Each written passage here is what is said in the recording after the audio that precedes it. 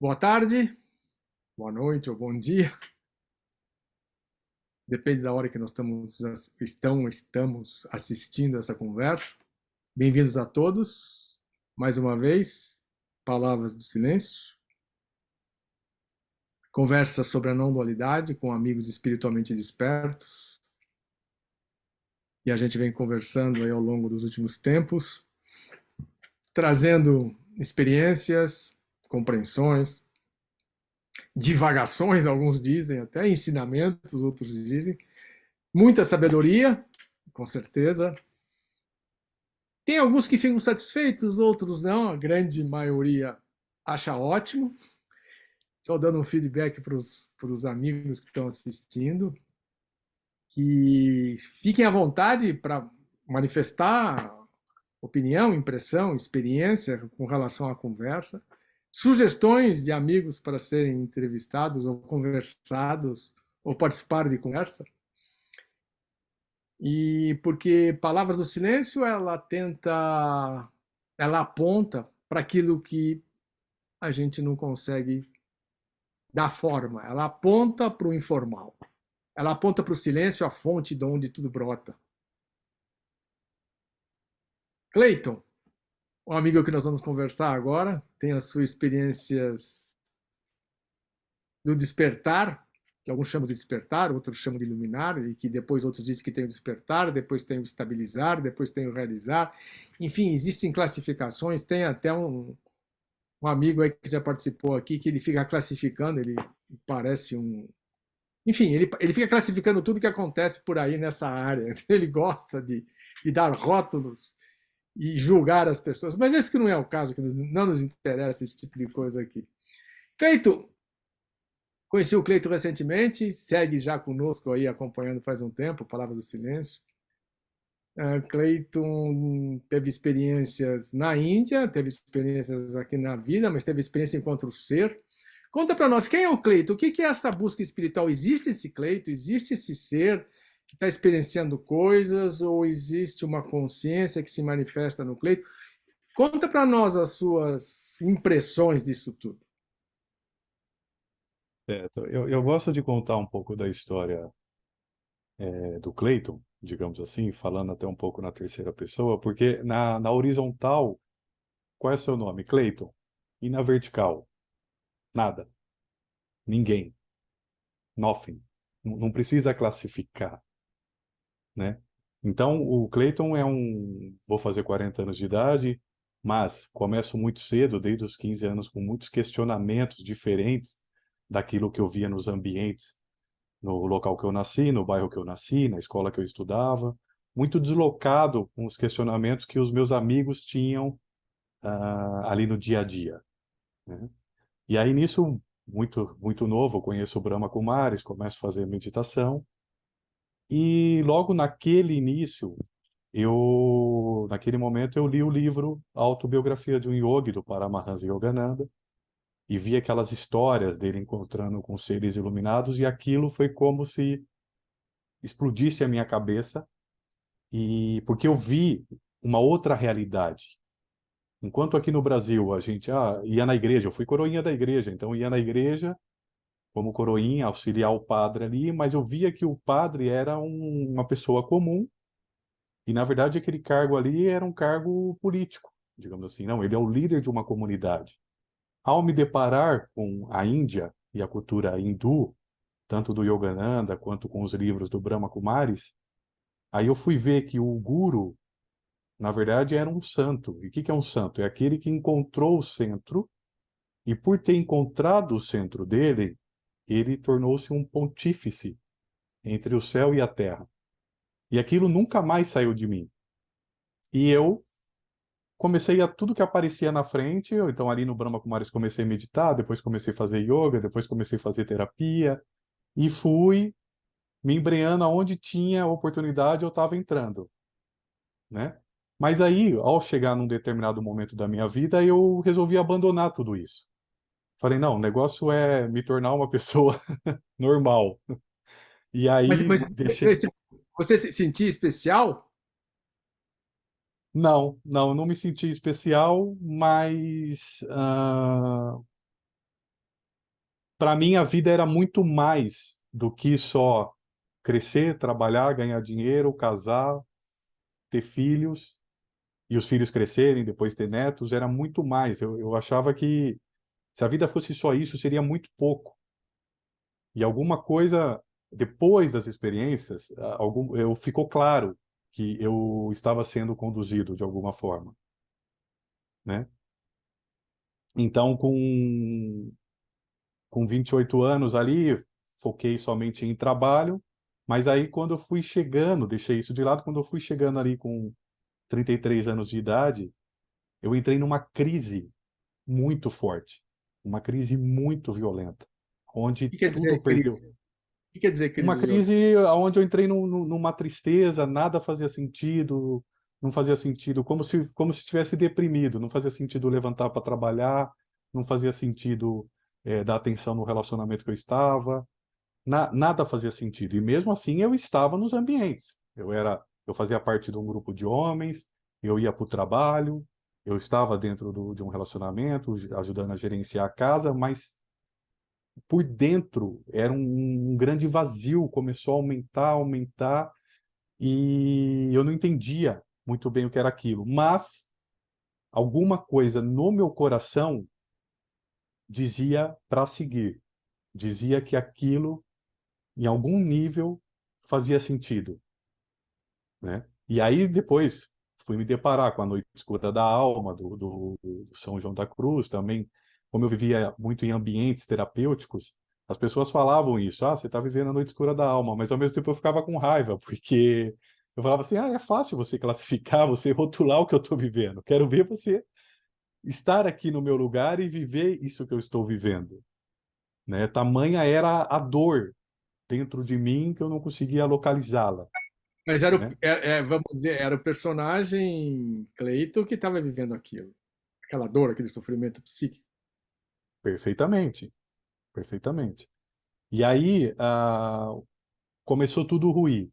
E aí eu saí da empresa que eu era sócio, o casamento ruiu, amizades começaram a ruir, entrei, parece que tudo começou a desabar. Mas essa minha ex, numa conversa com ela nós já tínhamos nos separado, ela retomou isso. Ela falou assim: Poxa, você tinha um sonho, você sempre falou que você tinha um sonho de ir para a Índia. Por que você não vai para a Índia agora? E aí eu tinha uma reserva financeira, eu parei para pensar e ela falou assim ainda, olha, se você não for, eu vou te amarrar, vou te colocar num avião e você vai para lá. E aí, logo naquele dia eu saí de lá, falei com uma amiga minha, olha, tô querendo ir para a Índia, ela já tinha ido 3 vezes, aí ela falou, vou atrás de uma excursão para a gente ir. Foi atrás dessa excursão, localizou e eu logo fechei e fui para a Índia, mas sem pesquisar locais, ambientes. Eu ainda estava tomado por essa grande crise. Naquele momento, o que simbolizava a Índia para você? O que significava a Índia para você? A Índia simbolizava para mim um outro mundo, uma outra realidade. Agora, as expectativas, digamos assim, lá de trás, que foram criadas em mim do livro do Yogananda, era zero. Eu não tinha expectativa. Vou para lá, vou encontrar um guru também. Porque nesse processo, nesse caminho, existem muitas ilusões, Sim. né? Então existe muito disse-me-disse, existe muito, eu li no livro, alguém falou, eu vi no documentário, né? Existe o pouco caminhar por si só, para falar com base na sua própria experiência, e existe muito conceitos, ideologias e narrativas que estão entranhadas na gente, que muitas vezes a gente nem percebe. Então a Uhum. gente não enxerga algo claramente, a gente enxerga através de uma lente que colocaram na gente. Uhum. E esse condicionamento é formado por muitos conceitos, né? E aí, então, a viagem, inicialmente chegamos em Auroville, aquela cidade idealizada pelo Sri Aurobindo. Depois fomos para Tiruvannamalai, a grande cidade de Arunachala, a montanha que é considerada Shiva, encarnado pelos hindus. E logo na noite que a gente chegou, era uma excursão de aproximadamente 20 pessoas, teve o ritual do Giri Prada Krishna, que é a noite de lua cheia, onde a partir do meio-dia chegam centenas, até milhares de ônibus de várias regiões ali de Tamil Nadu, que é o estado onde fica Tiruvannamalai, e os indianos começam a descer e começam a dar a volta na montanha, é uma volta de 16 quilômetros.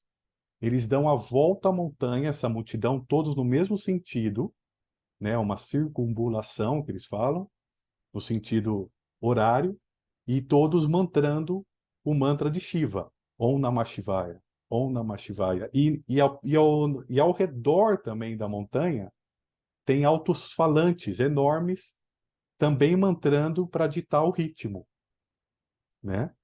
E aí fizemos uma fila indiana, de acordo com a orientação, É uma peregrinação bem organizadinha, né? de acordo com a instrução Todas, do... todas Hã? as só lembrando que todas as tradições espirituais e religiões têm isso, né? A mais famosa, entre aspas, a tal da peregrinação à Meca dos muçulmanos, mas que é a mesma coisa, tem a mesma função, vamos dizer, espiritual. Mas segue aí, vamos lá. E aí, o Marco Schutz, que era o organizador dessa viagem, né, o nosso guia ali dessa viagem, dessa peregrinação, ele falou, vamos ficar em fila indiana, um olha para o outro, por questões de segurança, né? Afinal, são 4 horas dando a volta na montanha, então corre o risco de se perder alguém ali, e aí fica muito difícil depois de localizar essa pessoa no meio de milhares, milhões de indianos, né? E aí, ali, para mim, já era uma honra, assim. Falei, nossa, esse ritual tem mais de 10 mil anos, toda noite de lua cheia, sem interrupção, eles fazem isso. E no decorrer desse caminhar, eu mantrando, né, ali mentalmente, Om Namah Shivaya, Om Namah Shivaya. De repente, eu senti o meu cardíaco, meu coração expandir, e eu percebi que minha mente parou e meu coração começou a mantrar. Om Namah Shivaya, Om Namah Shivaya, Om Namah Shivaya, Om Namah Shivaya. E aí, ali, mas assim, não teve um espanto. Foi como se fosse algo realmente muito natural, né? E aí houve essa experiência e voltamos para o hotel, dormi e tudo mais. No outro dia, nós subimos a montanha de Arunachala, fomos até o pico. Hoje eu acho que não é possível mais subir. Descemos e ao descer, eu entrei novamente no ashram que eu já tinha conhecido o dia anterior. E Só aí lembrando que você está se referindo ao ashram de Sri Ramana Maharshi, certo? isso, ashram de Ramana Maharshi, O isso grande mesmo. sábio santo hindu do século XX, enfim, conhecido como um dos sábios que, vamos dizer, que ensinaram e ensinam o Advaita, a não dualidade, a realização do ser, da presença. Lembrando que o principal método de ensinamento dele era o silêncio. Sigamos. Muito bom. E aí, então, nessa entrada, falei, nossa, não, já conheci alguns cantos aqui do Ashram, do Ramana, deixa eu caminhar mais. Aí, de repente, eu encontro uma portinha que estava escrito lá, silêncio, abro aquela porta, tinha alguns orientais, umas 5, 6 pessoas, e aí eu descubro que ali era o quarto de quando ele desceu das cavernas, né, que ele ficou anos numa caverna, depois ano em outra, e depois ele desce e fica no ashram, né? Ali era o quarto, então, que ele dormia. E aí eu comecei a meditar ali naquele quarto, em posição de lótus ali no chão, e de repente eu escuto uma voz que brotou dentro de mim, que o Ramana foi o criador do Atma Vichara, né? O grande difusor do Atma Vichara, que é a autoinquirição, né? Onde você deve... É uma metodologia, como se fosse uma metodologia que você deve questionar. Quem sou eu? Né? Who am I? Né? Isso repetitivamente. Mas aí, essa... Só um comentário. Essa é uma forma, né? É uma forma, esse quem sou eu, porque ele não tem resposta, né? Na verdade, você fica perguntando e não tem resposta. Entendeu? E tem gente que passa a vida perguntando, achando que vai encontrar uma resposta. Mas isso já é uma brincadeira. Mas também tem um outro aspecto que eu vou voltar a falar, entendeu? Esse quem sou eu, o Atma Vichara, que é uma coisa, é algo, vamos dizer, é um método, né? Vamos dizer que que o Ramana usou, isso é um método do Advaita Vedanta, não é só E mais ainda, voltando, lembrando, que a principal forma de ensinar dele era pela presença, era pelo silêncio. Esse quem sou eu já era para aquele que não conseguiu realizar a presença sem fazer alguma pergunta. Então, siga, por favor. E outra coisa Perfeito. que eu queria comentar é que você falou que você entrou. Não, é interessante não fazer essas pontes. Que você entrou numa sala, num quarto, onde era o quarto onde o Ramana dormia, quando ele voltou das cavernas, era, enfim, onde ele repousava. Não sei se ele dormia de fato, porque isso é um outro tema, inclusive. E isso é comum em todas as tradições espirituais, o lugar onde moraram, habitaram, dormiram, oraram, rezaram, meditaram, os grandes sábios e santos.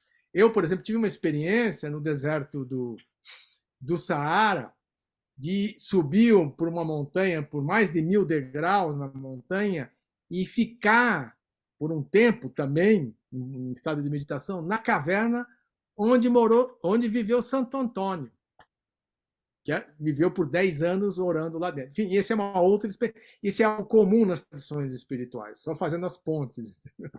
Siga. Perfeito. Perfeito, Luiz. E aí, então, essa voz que me tomou fez a seguinte pergunta.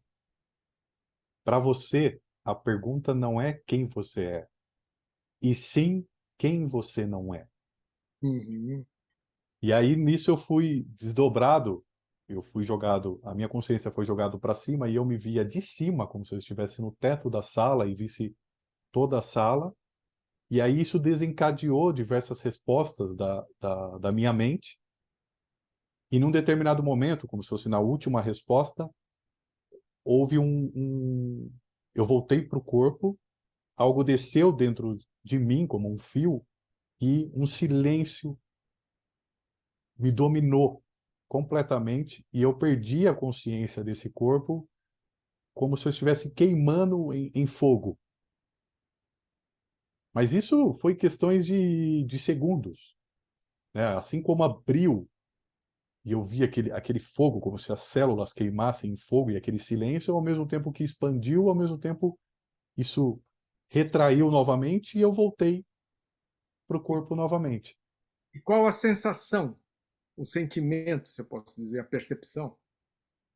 Somente uma paz, somente um amor, uma expansão, e mesmo assim, aquilo foi algo que aconteceu, eu logo me levantei, saí andando, então o ego, digamos assim, sabia que tinha passado por algo, mas não sabia a dimensão daquilo,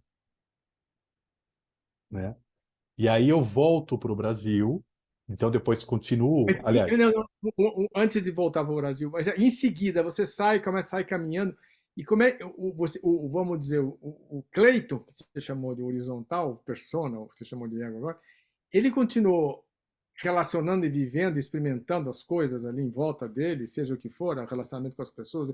Normalmente houve alguma coisa mudou, houve alguma percepção diferenciada. houve um deslocamento, mas eu não conseguia olhar para isso. Quando que a ficha foi cair? Foi quando a gente ficou mais alguns dias ali e depois fomos para Rishikesh. E em Rishikesh estava tendo um satsang do Moody, né? Aquele Moody que é do Neo Advaita, do Advaita Vedanta também, que tem um ashram em Portugal. E aí, multidões de pessoas também, a maioria europeus, né? Visitantes, turistas, iam para o satsang dele. E num dia, a excursão que eu estava foi também para esse satsang. E aí eu sentei lá também, com todos, esperando a entrada dele. E quando ele entra e senta lá na cadeira, lá na frente, eu sinto novamente uma experiência muito parecida. Por trás dele, eu vejo como uma luz irradiando e como se fosse um sol a ponto de vir assim para o corpo e eu senti no corpo aquele calor passar e eu perdi totalmente a consciência do tipo, nossa, como que eu me chamo? Qual é a minha história? Tudo se apagou.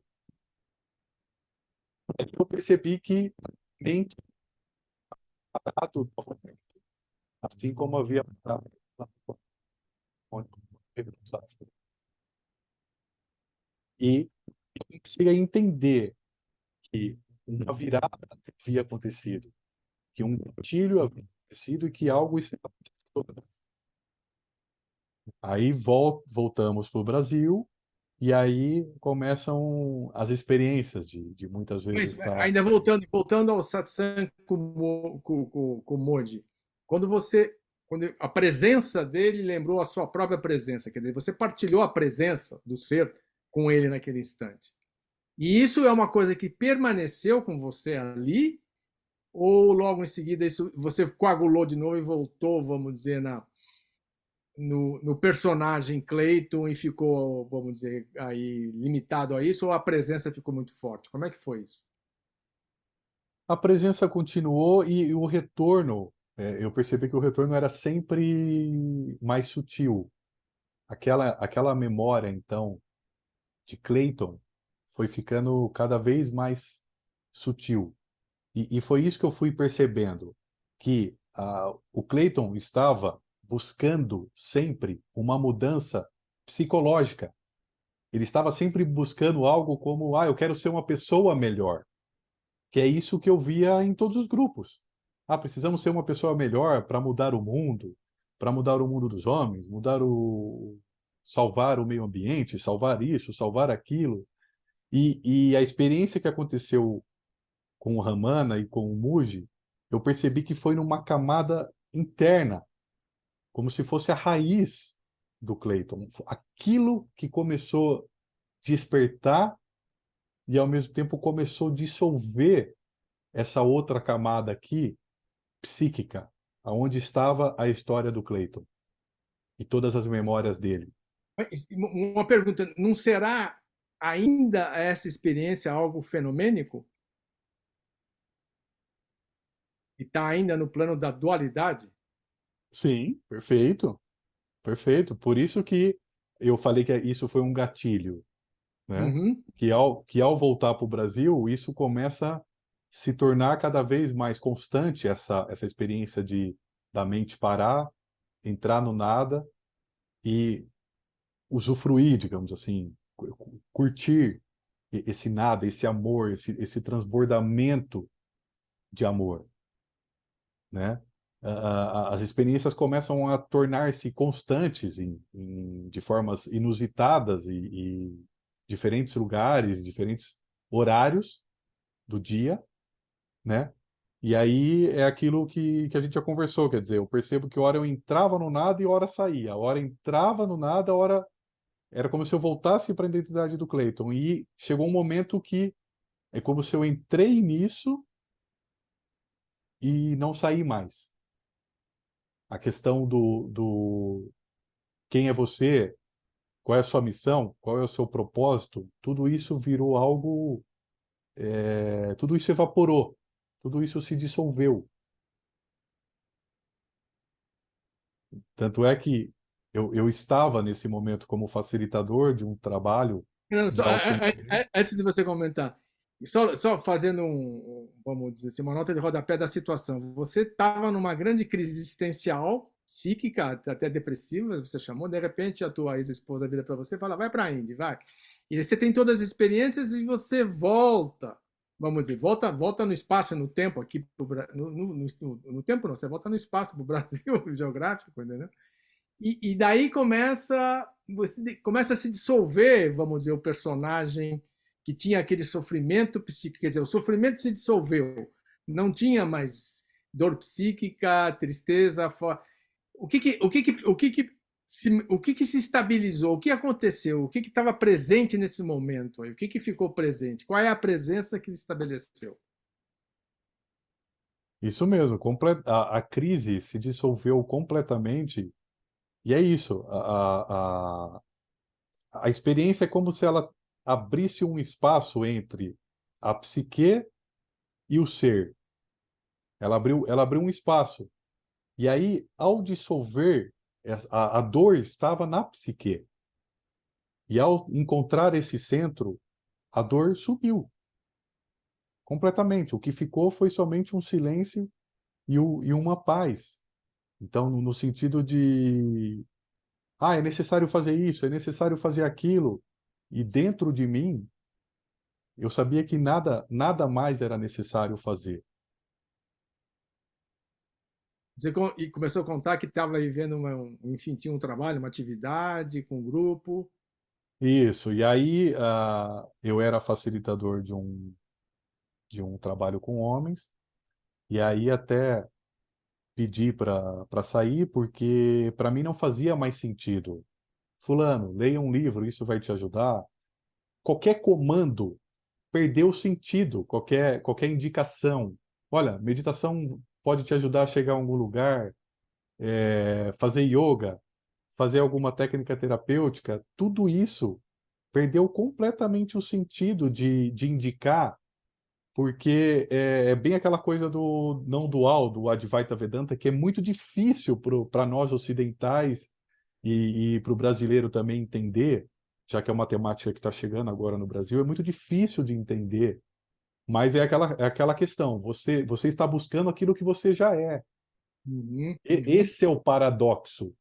Então não faz sentido você buscar algo daquilo que você já é. E ao mesmo tempo faz, porque você precisa chegar lá para ver que tudo é uma ilusão e voltar novamente. Né? Ficou. Eu pegava livros então dos grandes santos, e ao ler cada símbolo, ao ler cada frase, o meu coração queimava em brasa e entendia completamente o que aquele santo estava dizendo naquele livro. Eu entendo, o coração entende, não é a cabeça. O coração entende. Só uma questão de linguagem interessante, né? Porque desde que a gente tem aqui Palavras do Silêncio, estamos conversando, não com você, mas ao longo desse tempo também, você é a primeira pessoa que traz, e para mim é comum, isso é normal, você usa a palavra santo, porque santo e sábio tem uma diferença, certo? Entre o sábio e o santo, vamos dizer assim. Que a gente pode até comentar sobre ela, mas porque existe uma coisa no Neo-Advaita, ou no New Age moderno, ou no politicamente correto, que a gente não pode usar a palavra santo, mas a gente deve usar a palavra santo. Porque a santidade é aquele que está conectado com a fonte o tempo inteiro. A questão é se ele sabe ensinar ou não, passar a experiência dele é a diferença. O sábio sabe trazer a experiência dele e propicia que o outro chegue lá. O santo, ele está lá vivendo a vida dele e não necessariamente sabe ensinar. Entendeu? Talvez seja essa uma diferença técnica, operativa. Mas me surpreende, no sentido positivo, entendeu? Agradável, você usar essa terminologia santa, que as tradições espirituais todas usam, todas sempre usaram. E o santo está ligado à ideia do sagrado, que a cultura contemporânea também já não quer mais, ela quer a máquina. Ela está ligada na máquina e não interessa mais a ideia de santidade. Santidade é aquele que, enfim, todo mundo sabe no fundo o que é santidade, mas tem medo de tocar nisso, não é verdade? Continua, por favor, porque é interessante isso. É, a- a- eu fui ao voltar para o Brasil e começar essa presença começou se assentar no meu corpo. Você percebe esse acomodar no Uhum, corpo, né? uhum. E aí eu encontrei os livros da Polar e comecei a ler os livros da Polar, e aí os livros da Polar me ajudou muito a entender a muitas questões, né? Então, assim, quando na tradição da cavalaria, que fala que a iniciação o cavaleiro passa pelo adobement, quer dizer, o neófito chega, ajoelha, do lado dele tem um padrinho que bate a espada de chapa na nuca dele. Esse é o adobement, que representa o cortar a cabeça. Só Então, explicando, o neófito é o ignorante, aquele que não sabe nada está querendo aprender, né? Vamos dizer. isso, o que está chegando, né? O que está ainda, É. inclusive, passou por testes para ver se realmente tem condições de entrar, né, naquele processo. Então, assim, racionalmente, o que seria cortar a cabeça, né? Sair da dualidade, e isso é muito abstrato. racionalmente para entender. Por isso que até um conhecido nosso, que é o Patrick Paul, fala, né? O caminho se faz ao caminhar, e o caminho te faz. Quer dizer, quando você passa pelas experiências, aquilo fica tão claro para você, o que é então viver na não dualidade, aquilo é tão claro que muitas vezes você não quer nem compartilhar, porque é mais natural do que você respirar. É simples, e essa É simplicidade. simples. O Zen budismo traz muito isso, e você tem, por exemplo, toda uma arte e literatura que tem a herança Zen budista, e Zen vem do Chan, o Chan está ligado ao taoísmo, a grande fonte. Quando vai para o Japão, só fazendo um breve histórico, se torna no Zen, porque o Zen é uma coisa de uma sociedade de guerreiros, aquela coisa do bastão, tem que meditar horas. O Chan tradicional não é nada disso. Entendeu? Se a gente vai olhar, inclusive, está se revendo hoje em dia já grandes sábios e mestres do Chan, que japonesado vira Zen. Provavelmente, se alguém que tem a tradição Zen vão falar que eu estou falando um absurdo, mas não importa se eu estou falando um absurdo. Tudo é um absurdo se você pensar assim, vamos dizer assim. É essa possibilidade, por exemplo, o Chan tradicional pergunta qual era a sua cara antes de você nascer.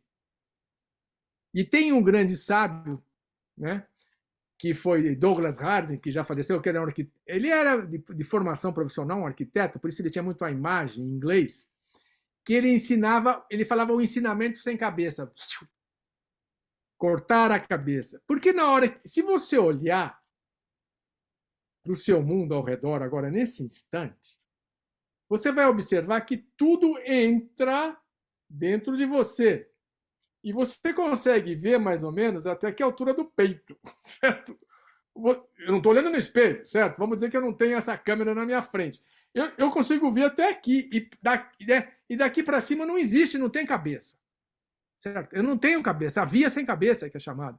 Quer dizer, cortar a cabeça é você permitir que tudo entre nessa grande abertura. E daí dissolve a dualidade, porque é uma coisa só.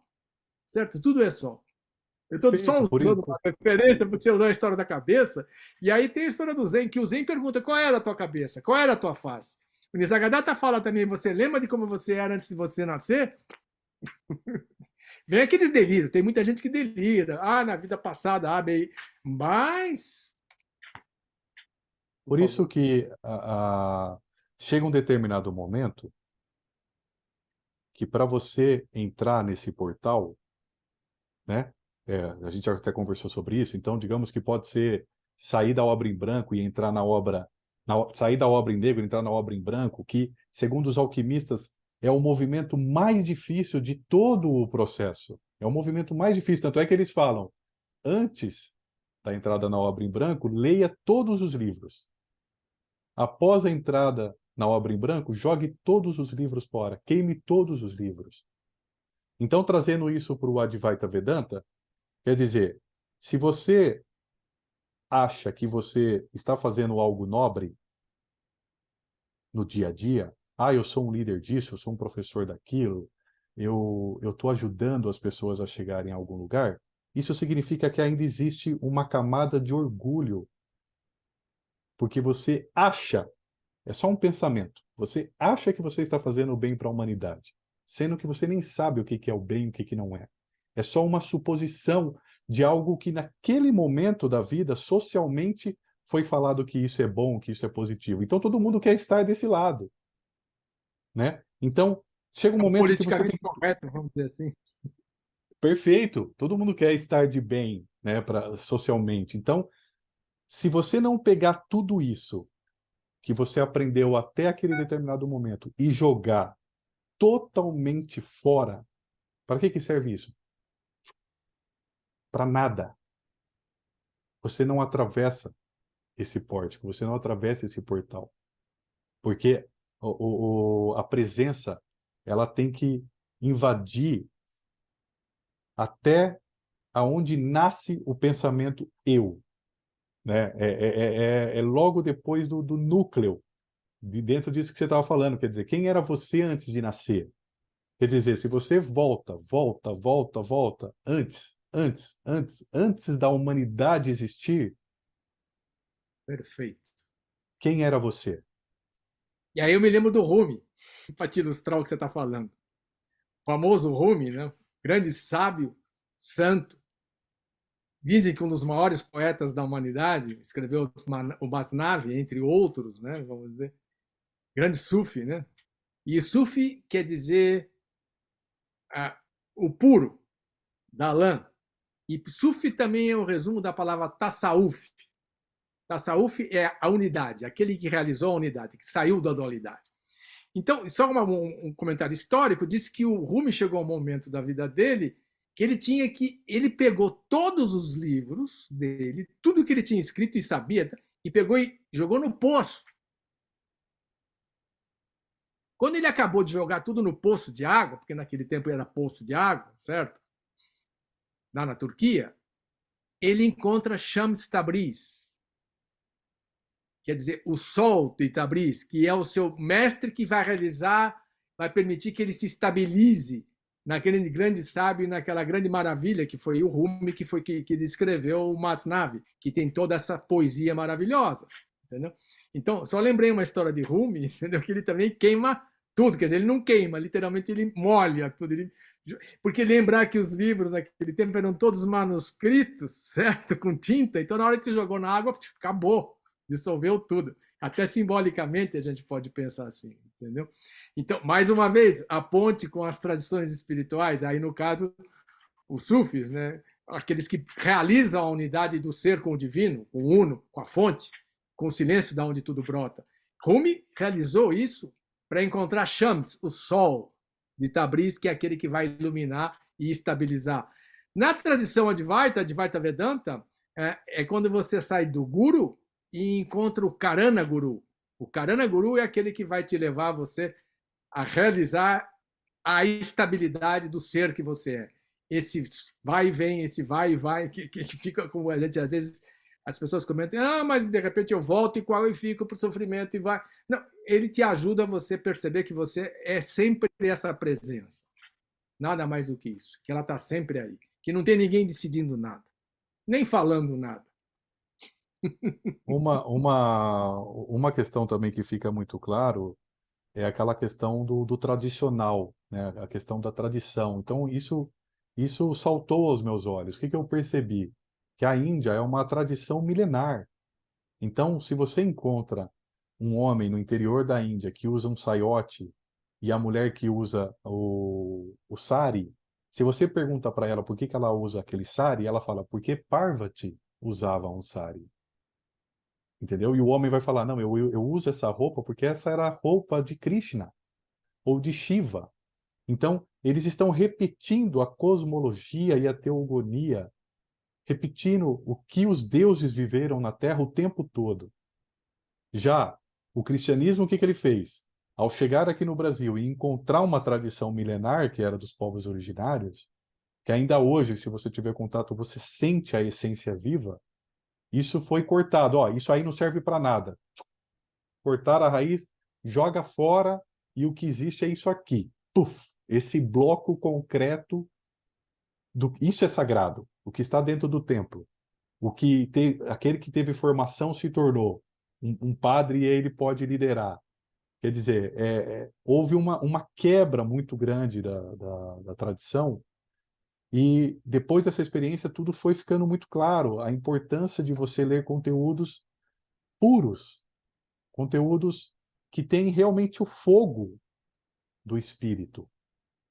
Né? Então, não é conteúdo que aponta para o ser, não é um conteúdo que aponta para a unidade, mas é um conteúdo escrito por alguém que vivenciou, que vivencia aquilo, porque esse conteúdo tem o fogo secreto dos alquimistas, que vai queimar o ego, que vai ajudar a dissolver, cozinhar, marinar o ego dos outros, possibilitando elevar a consciência. A gente Né? poderia dizer que é algo como frequência de sintonia, vamos dizer. Na hora que você está, por exemplo, eu citei o Rumi, vamos citar o Rumi de novo. Na hora que você lê um poema do Rumi, ele vibra no teu ser, no teu coração, antes de mais nada, que é o centro do seu ser, vamos dizer assim. E ao vibrar nesse centro vazio silencioso, ele desperta esse vazio, ou esse fogo silencioso, essa plenitude, e aí, por frequência de sintonia, ele propicia isso. Porque ele experimentou, viveu, e aquela linguagem traduz isso. Citamos Rumi, mas podemos citar Shankaracharya no Advaita Vedanta, Abhinavagupta no Shivaísmo da Kashmira, podemos citar Mestre Eckhart dentro do, vamos dizer, do cristianismo tradicional, pegando algumas figuras, vamos dizer assim, Sim, históricas tradicionais. no Ocidente podemos citar São Francisco de Assis, podemos citar o Jacob Boehme, né? Sim, sim. Podemos a tradição independe, mas a tradição geralmente ela resguarda esse fogo, ela guarda esse fogo. E para quem tem olhos para ver e ouvidos para ouvir, vai sentir. Então ele pode ver o compasso e o compasso e o esquadro da maçonaria, e ele pode viver uma experiência no coração, conforme você trouxe, de gnose, onde aquele símbolo é um gatilho para a pessoa entender o que está por trás daquele símbolo. Porque aquele símbolo tem fogo, fogo do Espírito. Por que tem fogo do Espírito? Porque veio através de uma revelação. Não foram homens que se juntaram e vamos criar uma nova tradição. Aquilo foi revelado, como toda tradição autêntica. Mas Cleiton, você começou a compreender isso, realizar isso, depois que você teve essas experiências de dissolução do personagem Cleiton, da ideia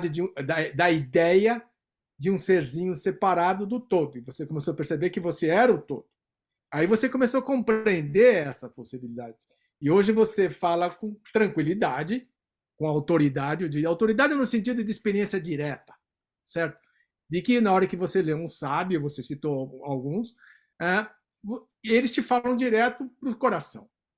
Agora, a pessoa que não realizou isso, que ainda está naquela eu sou o personagem aqui, ainda estou sofrendo, quando ela lê, como é que isso não pode haver grandes distorções aí nesse momento de interpretação ainda? Como é que você vê Bom, isso? Você entendeu a minha bom, questão? completamente, porque a tendência é a pessoa ler com um paradigma ocidental e do século XXI, e não relativizar de quando aquele livro foi escrito e para onde aquele sábio estava apontando.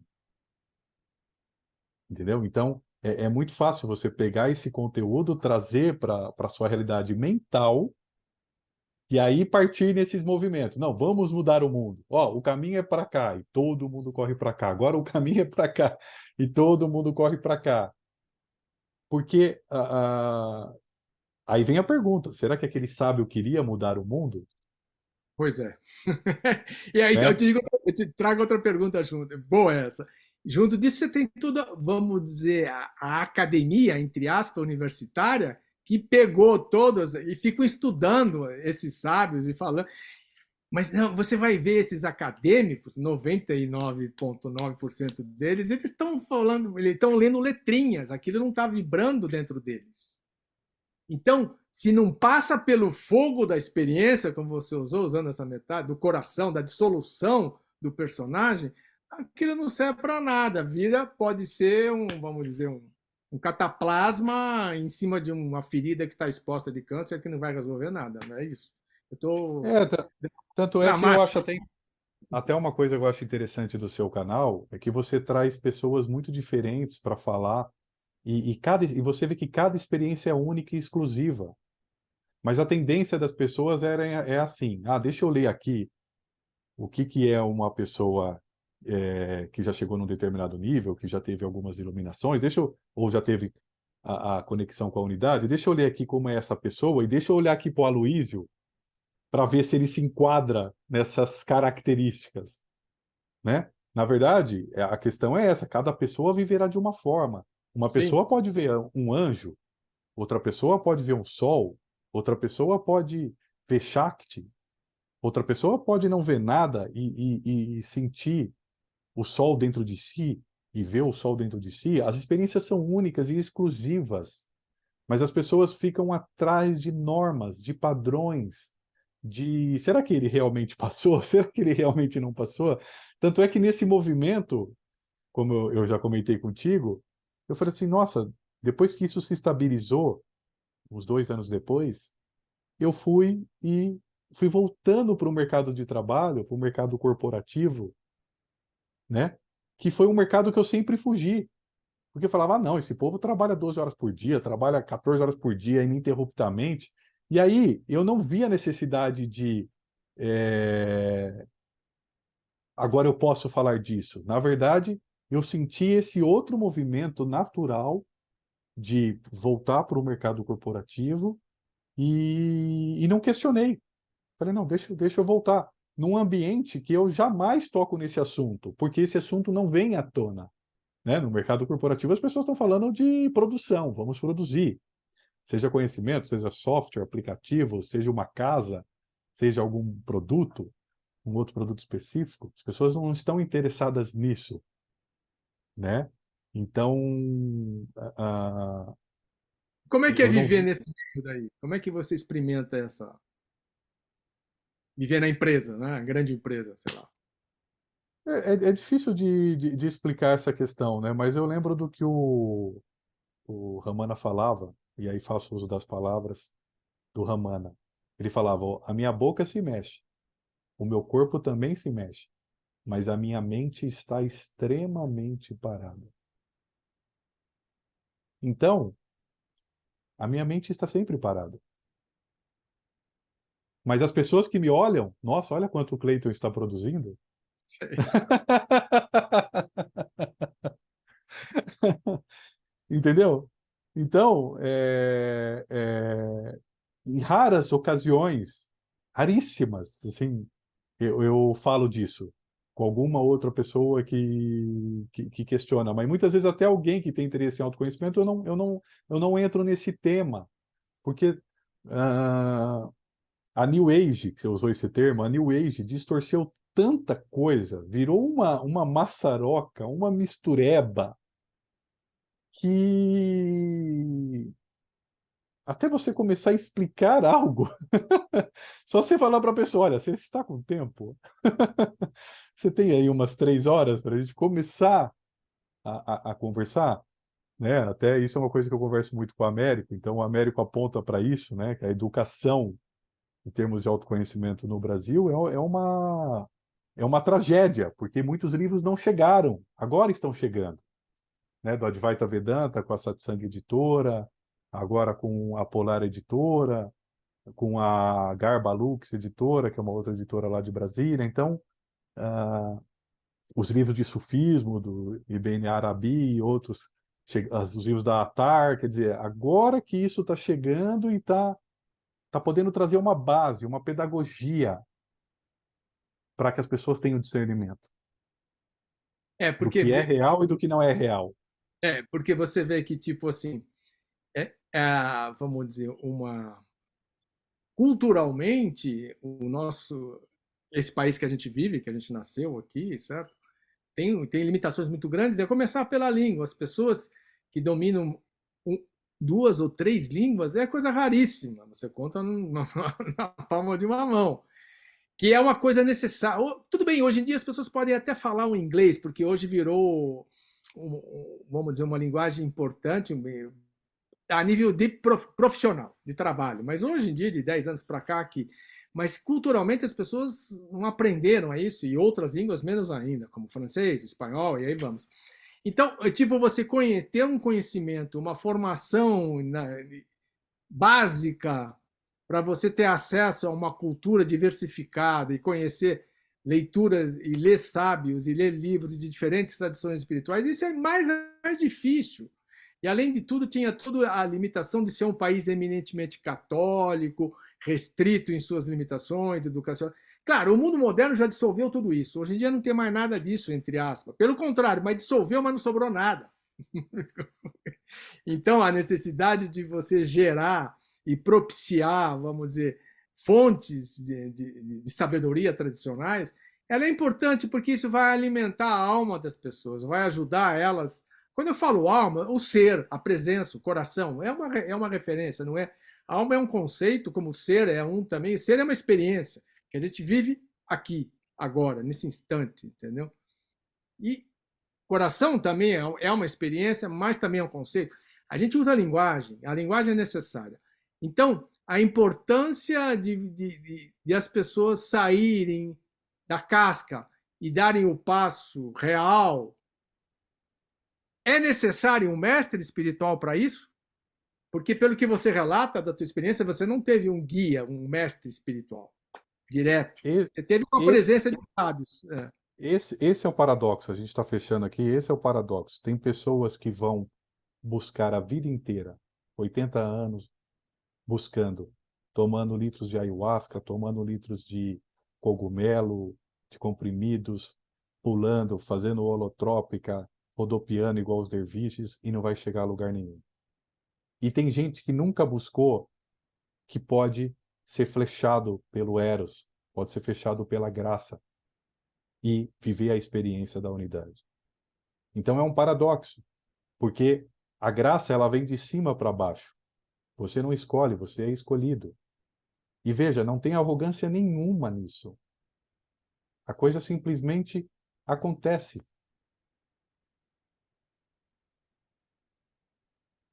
É isso que eu tenho para Mas falar. e a ideia de um guia, de um mestre, de um amigo espiritual? Você pode ser iniciado espontaneamente, como então não precisa de um guia. Você pode ser iniciado em sonhos, como muitas culturas falam, né? Então, se a humanidade for depender de mestres realizados para auxiliarem outros a realizarem, nós estamos perdidos, né? Mas, Porque é mas, muito mas, escasso. mas ao mesmo tempo, a gente citou, por exemplo, a nível da literatura, em nível de livros de grandes sábios e mestres, que podem ser referências, na é verdade. São referências, na é verdade. O livro, mais uma vez, o fogo daquele livro pode ser o gatilho Sim, perfeito. para a graça te absorver, penetrar em você e te dissolver, né? Cleiton, a gente Eu, está eu, encerrando a nossa conversa. eu queria ler um poema do Claro, como Kabir. você quiser, como você quiser. Não, que eu sei que você sempre fala de falar algo para fechar, então não quero fazer uso de palavras minhas. Eu prefiro ler o Kabir, que era também um santo muçulmano hindu, dessa linha também do Advaita. Então ele fala assim: ó homem. Antes de você ler lembrando o Kabir, ele era, pelos hindus, ele era conhecido como um sufi muçulmano. E pelos muçulmanos sufis, ele era conhecido como um hindu. Quer dizer, ele não era nem hindu, nem muçulmano, nem sufi, nem um santo sufi. Quer dizer, ele era um sábio, ele era tudo. E aí a característica do sábio, que ele pode beber em todas as fontes e fala todas as línguas, porque ele está falando a linguagem do ser, da presença, do coração. Siga, por favor. Obrigado. Vamos lá, poema desse livro aqui, da editora Atar, o poema número 59. Ó homem, se não conheces teu Senhor, do que te orgulhas? Põe a erudição de lado, pois as palavras nunca te darão a união. Não te iludas por conheceres as escrituras sagradas. Amor é outra coisa. Aquele que, sincero e tenaz, por ele procura, um dia o encontrará. Grato. Grato a todos.